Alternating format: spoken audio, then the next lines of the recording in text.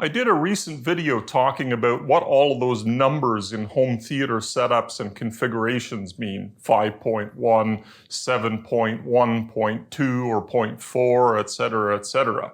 And I had a question from a viewer of that video, which I actually think is actually quite interesting, and I want to go into a little detail. He was essentially saying that he prefers and has never gone beyond a 5.1 system because two reasons. He finds that in his environment, he gets a nice enveloping surround and a nice big effects stage or sound stage.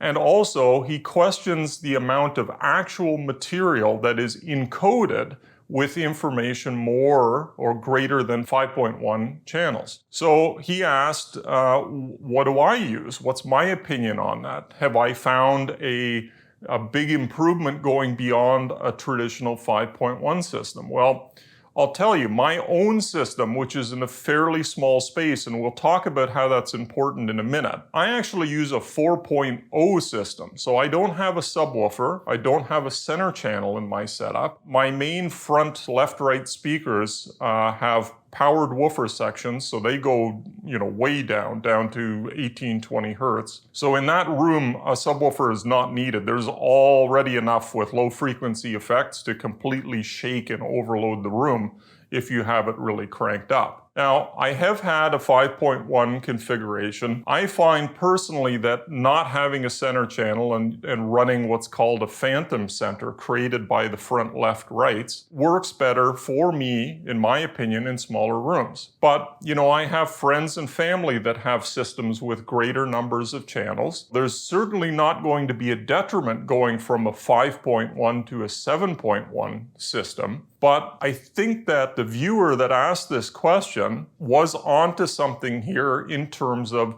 is there enough material out there? And it is a question, right? As we move towards more video streaming services, how many of them are actually encoding the majority of, television or movies in anything greater than standard 5.1 surround? It's an interesting question. I know that Atmos is now starting to appear on some select movies, on some streaming services, but it is kind of hit and miss. Now, in a small room, there is likely no benefit to going beyond 5.1 channels unless you're looking to go to Atmos. Then adding 2 ceiling channels for those height Atmos effect channels, that can actually be a benefit in terms of opening up the vertical soundstage, or the sound that appears to be sounds like it's coming above your head. But where the 5.1 system might actually not be adequate is if you have a really, really large room. If you have a room that's, 35 by 25 feet, I've seen many homes that have a big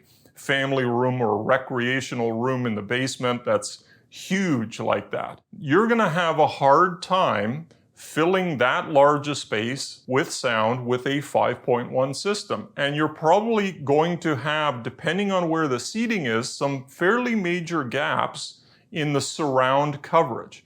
So going to, a 7.1 system for sure, or a 7.1.4 Atmos system is going to perform better in a large room than a traditional 5.1 system. So I'm curious to know, what do you think? What's your configuration? Do you disagree with my opinion? Have you put a 7.1 or 7.2 system in a small room after upgrading from a 5.1 system and found a major improvement in performance? Let me know in the comments, please, and thank you as always for watching.